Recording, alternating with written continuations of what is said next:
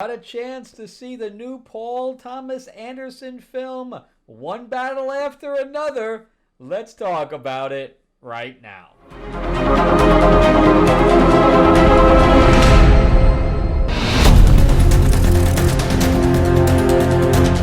Welcome back to the channel, everyone. Thank you so much for spending time with me as we rant about movies, comic books, and television shows, as well as the occasional board game. I'm your host, Frank Zanko, an award-winning screenwriter, novelist, and comic book writer, as well as a filmmaker.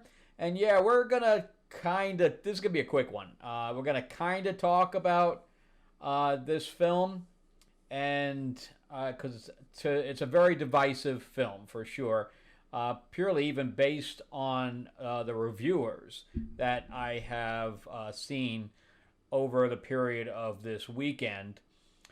So it's very on, both sides of the deal.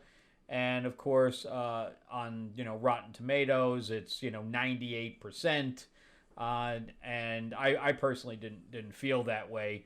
I'm not more of an art house person. This is to me, a very art house film. But like Sean Chandler basically said that it was tone deaf. Because even today, while I'm recording this, there was political violence with a church being burned down and people being shot. You can call that political or not, but it's definitely some type of, there's some kind of an assassination. So, violence in some way that, was not provoked. Then you had Deep Focus. She thought it was the best film she had ever seen in her life. I don't know. She definitely thought it was amazing. Then you had Film Threat. Both of those guys, Alan Ng, they did not like any of it. And they were basically clawing at the door to get out. And then Adam Does Movies thought it was really good also. He also thought that it did not glorify the political violence. And I have to disagree there. And I'll tell you why in a little bit. But I don't talk about politics on this channel at all. And I'm not going to do that today. So, again, it's very hard to deal with this movie because that is the basic plot of the film is political. This is a real-time political film. And to me, I have to agree with Sean Chandler that it's kind of a little ill-timed. But if you're, and that's why I think that where you sit on the political spectrum, you're either going to hate it or you're going to love it. So the people on the right are going to hate it, and the people on the left are going to love it. The people in the middle are going to, I guess, go in one direction or the other. But personally, I go to see films not for political charged dramas. And if they are, it's like Star Wars or whatever, where it's kind of, hinted at, but it's not in your face. This one is literally in your face because it has to do with ICE for the most part. So if you're not a fan of the current refugee type situation, then and how that's being handled, you are going to love this movie because it does say, and yes, it does show, doesn't really show both sides because it does show the military side of things, but it doesn't show them in a good light at all. There's a bunch of different little things. But I go to the movies to root for a hero. That's why I go to the movies. And I'm a very basic plot kind of guy. You can have some twists and turns in there, but I need to go in there feeling something. And when I don't have anyone to stand behind, I feel like I've wasted my time. And that's how I felt in this film. So let's talk about the positives because, and Dan Morales also said it was amazing and one of his best films that he's seen this year and all that stuff. So let's talk about the positives, okay? Is it shot well? Yeah, yeah, it's got some nice shots. I liked a lot of the stuff at the end with the hills. I thought that was really, really well shot. There's, of course, that iconic shot of Teyana Taylor with the machine gun while she's pregnant. So it's got, it's got some iconic stuff to it. So no fault there. As far as the performances are concerned, excellent. I'm not going to argue with anybody on that. The performances are very, very good. Even Regina Hall, who has a very, very tiny role in this, gets to cry at the end and stuff like that. So I love her. I think she's a cutie. But she's a lot of the actors all did a really. DiCaprio walked that line between silly and serious. And that was a very, very thin wire to walk without it getting too silly. Some of the dialogue he had to throw out, especially when he was on the phone and stuff like that. Sean Penn, he did a great job because obviously he's not anything. I don't think he's anything like the character. Hopefully, he's not anything like the character he was playing. He played a very, very disgusting human being. And I think that no matter what side of the aisle you're on, he definitely portrays a very, very vile person. Then Benicio del Toro, he is a sensei, and I think he did a good job he's a very small role, but he kind of played it slightly over the top, slightly exaggerated, but it worked for that character. Teyana Taylor is only in the beginning of the film. That's it. And, she is the spark that ignites from the film from the beginning all the way to the end, even though she's not even in it.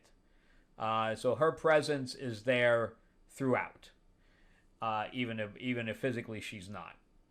And then there's little people in between, like Shana McHale playing Jungle Pussy. Some of the names in here are freaking crazy.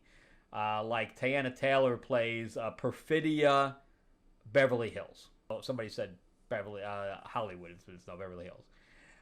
So the names are a little bit out there for sure. But Leonardo DiCaprio's character ends up having to change his name to Bob Fitzgerald or something like that, and the daughter becomes Willa.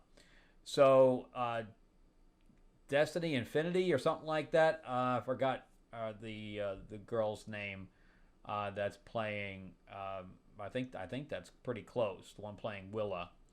And I think this is her first large screen. I think she's been on television. But I don't think that this is. I think this is her first feature-length film, and she did a very, very good job. I can't argue with anybody saying that there is a huge amount of praise that has to go to the actors. Completely agree. I think that the performances were very, very good, and the directing behind them are very good. However, then we have also, so here's the problem with any of the characters, okay? And remember, before we go on and talk about the rest of this, remember to give me a like, give me a thumbs up if you can. If you can, subscribe, please do. Ring that bell, ding, ding.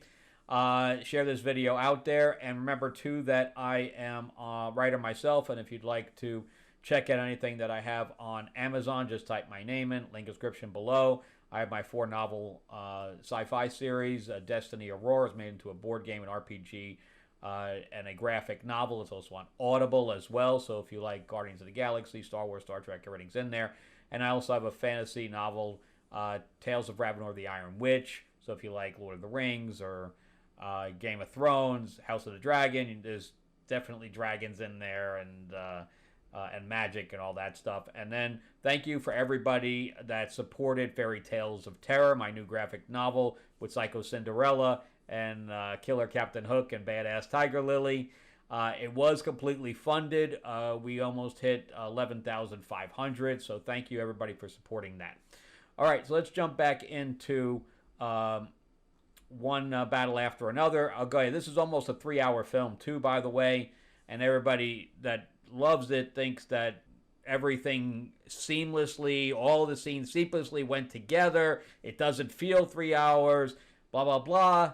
Again, disagree. I think that it was a little long for what it was, because this starts out with a violent attack on an ICE facility, and then on top of that, it shows the other violent acts, because these are domestic terrorists.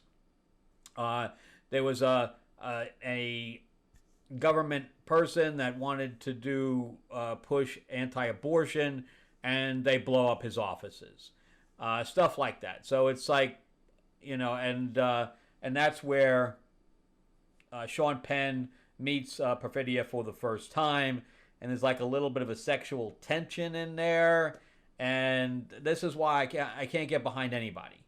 So you can't really get behind the terrorists, because they're literally doing violence unprovoked. It's not like it's a war, like both sides are shooting at each other. They barely get shot at all. And then on top of that, and this is the recurring thing with Perfidia's character, is that she is the worst mother in the world. A, she's cheating on DiCaprio's character with Sean Penn, and B, she ends up becoming a mother and then gets jealous of the baby, and she physically says it in a voiceover that she's jealous of the baby, that she's not getting the attention that she used to get from DiCaprio, and then she ends up getting caught, and she spills the beans on everybody, and then cuts her own deal until she's in witness protection. That's that character. That character is evil as far as I'm concerned. And then you have DiCaprio's character that loves to blow shit up, and that's how he falls in love with Perfidia. And then after, when we see Perfidia, we see Willa grown up, and he's an older guy. He's just a druggie. I don't even know how he makes any money. So, I mean, it's crazy. So I can't get behind him. And of course, we have Sean Penn's character, Lockjaw, again, a bad name. Lockjaw, his goal is to be part of the Christmas something club, Christmas American Club, or something to that effect. And it's code for Christian. I mean, there's no doubt. And he wants so bad to be part of this club, and it's a white nationalist group. And they're almost like, I hate to say it, but they have the same kind of mentality of the Hitler group, etc. So I can't root for those guys either. So and he represents the whole military side of things. So there's literally no one. There's no one to get behind. And then if you want to get behind the daughter, who's kind of thrust into all this and never really made a choice, okay, but by the end she makes a choice that makes her bad. So there's nothing that this ends up at that I can say, oh yeah, I love that movie, it was so inspiring. There's nothing. So that's my problem with it, is that there's just nothing for me to latch on to, and that is purely, my again, if you're an art house kind of person, that you don't need that. You don't need a hero in your movies, and if everybody's evil, you're good with it. As long as you have complex characters, you'll love it. I can't go to the movies that way. That's not why I go to the theater. That's not why I write, etc. So I always have to have a hero's journey, and there just isn't one here at all. So that's my problem with it. And then Adam Does Movies said that the music was great. I got to disagree with you right there too, Adam. I'm sorry. I am listening to this music saying I have to bring up, because I write to movie soundtracks. And this is literally a piano going ding, ding, ding, ding, ding, ding, ding. It was like giving me a headache about how it was extremely, like, I can't even say 70s, but that's what it kind of reminded me, like ding, ding, ding, ding, ding, ding, ding, ding. I'm like, come on, man. Can we get any kind of orchestration at all? Do I literally have to have somebody pounding on a keyboard here? And that's because that's what it felt like to me. I thought the music was awful, just god awful. And you can say, well, that it kind of matched, what he was going for. Okay, but I have no idea what he's going for anyway.